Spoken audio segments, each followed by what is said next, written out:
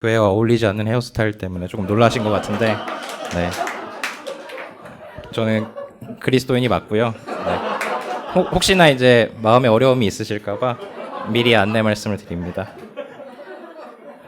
오늘은 비스가 미션이란 이름으로 그리스도인 청년들이 처음으로 모이는 굉장히 뜻깊은 날입니다. 저는 모임을 이루는 구성원의 자격으로 오늘 같은 뜻깊은 날 하나님의 말씀을 통한 제안을 몇 가지 여러분에게 드리고자 합니다. 일명 비스가 미션 3원칙입니다.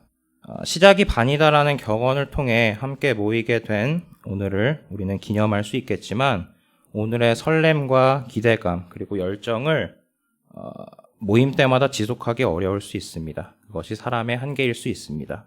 그럴 때마다 오늘 우리가 함께 세운 비스가 미션 3원칙을 통해 이 모임이 이루기 원하시는 하나님의 뜻을 끝까지 이루어가면 좋겠습니다.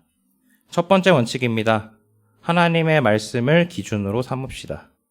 우리는 각자 다른 삶의 배경을 갖고 있습니다. 다양한 연령, 제각각인 성격, 성향, 외모, 목소리, 감정 표현 방법, 성경 말씀을 아는 지식의 정도 등등.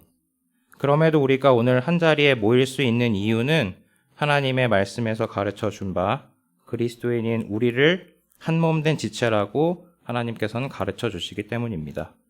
죄인이었던 우리 각자를 위해 예수 그리스도께서 십자가에 못 박혀 피 흘려 돌아가신 후 다시 살아나신 것을 믿은 자들인 우리는 그리스도의 몸을 이루는 지체들로서 함께 모일 수 있는 것입니다.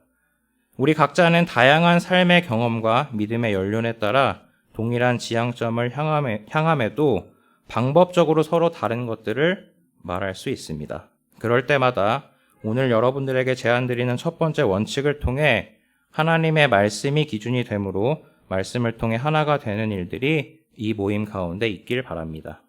사도행전 17장 11절 말씀입니다. 이들은 데살로니가에 있던 자들보다 더 고귀하여 온전히 준비된 마음으로 말씀을 받아들이고 그것들이 그러한가 하여 날마다 성경 기록들을 탐구함으로. 방금 읽은 말씀에서 데살로니가 사람들보다 더 고귀하다고 표현된 자들은 베레아라는 지역에 거주하던 사람들입니다. 우리 앞서 그리스도인으로서 베레아에 거주했던 믿음의 선배님들은 하나님의 말씀을 기준으로 삼은 것을 통해 거룩한 하나님의 말씀에 선한 믿음의 샘플로 기록되는 영광을 갖게 되었습니다. 하나님의 말씀이 기준이 된다는 것의 의미는 모임을 이루는 우리 모두가 언제 어디서나 하나님의 말씀을 받아들일 준비된 마음을 가졌다는 것이며 실제로 성경이 그렇게 말하는지 살피는 것입니다. 그렇게 우리가 모일 때마다 말씀을 향한 준비된 마음뿐만 아니라 나누는 교제 가운데 성경 말씀을 상고하는 일들이 넘치길 원합니다. 두 번째 원칙입니다. 기뻐합시다. 로마서 5장 말씀에서 하나님께서는 우리가 자신과 화평을 이루는 자들이 되었다고 말씀하시면서 그렇기에 영광의 소망을 기뻐하는 자들이 바로 우리라고 말씀해 주십니다. 심지어는 환난마저도 기뻐하는 자들이 우리 그리스도인들이라고 성경 말씀에서는 가르쳐 주고 계십니다. 더 나아가서 데살로니가전서 5장 16절에서는 이유 없이 항상 기뻐하라라는 명령의 말씀을 우리에게 전해주고 계십니다. 우리의 모임이 건전한 방향으로 하나님의 뜻을 이루기 위해서는 모임을 이루는 각자들의 섬김과 책임이 있어야 할 것입니다. 섬김과 책임이라는 것은 자칫 큰 부담으로 다가오기도 합니다. 하지만 우리 각자가 기쁨 가운데 자발적으로 이것들을 수행할 때 더 이상은 무거운 또는 부담스러운 책임이 아닌 우리 각자를 세워줄 적절한 긴장감의 역할을 할 것이라 믿습니다. 제가 알기로는 이 모임에 특별히 정해진 형식이나 틀이 없기에 우리 각자가 모임을 만들어 갈 수 있다고 합니다. 누군가가 나에게 함께 섬기고자 제안할 때 기쁜 마음으로 동참하고 또는 기쁜 마음으로 내가 모임을 주도할 때 주님께서 주시는 풍성한 복들을 이 모임을 통해 얻을 수 있을 거라 믿습니다. 세 번째 원칙입니다. 서로 위로합시다. 데살로니가전서 4장 15절부터 18절의 말씀입니다. 시작. 우리가 주의 말씀으로 너희에게 이것을 말하노니 곧 주께서 오실 때까지 살아서 남아있는 우리가 결코 잠자는 자들보다 앞서지 못하리라. 주께서 호령과 천사장의 음성과 하나님의 나팔 소리와 함께 친히 하늘로부터 내려오시리니 그리스도 안에서 죽은 자들이 먼저 일어나고 그 뒤에서 살아 남아있는 우리가 그들과 함께 구름들 속으로 채어 올라가 그리하여 우리가 항상 주와 만나 있으리라.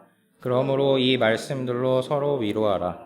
네, 이 말씀은 예수를 주로 받아들인 그리스도인들의 미래를 가르쳐 주시는 말씀으로 믿은 우리에게 소망이 되는 말씀입니다.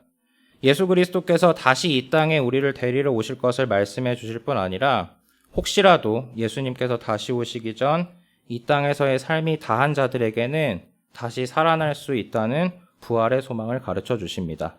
여기서 잠깐 여러분의 집중도를 한번 테스트해 보겠습니다. 제가 제안드렸던 두 번째 원칙이 뭐였죠? 네, 훌륭합니다. 네. 우리는 매번 모임을 가질 때 치열한 영적 전쟁 가운데 살다가 다시 만나게 될 겁니다.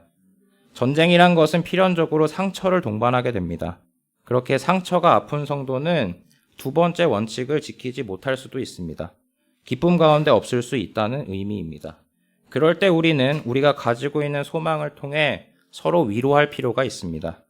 우리에게 아무리 깊은 영적 상처가 있다 하더라도 영원히 주와 함께 있을 수 있다는 것은 우리를 다시금 회복해 만들 수 있는 만병통치약이 될 것입니다.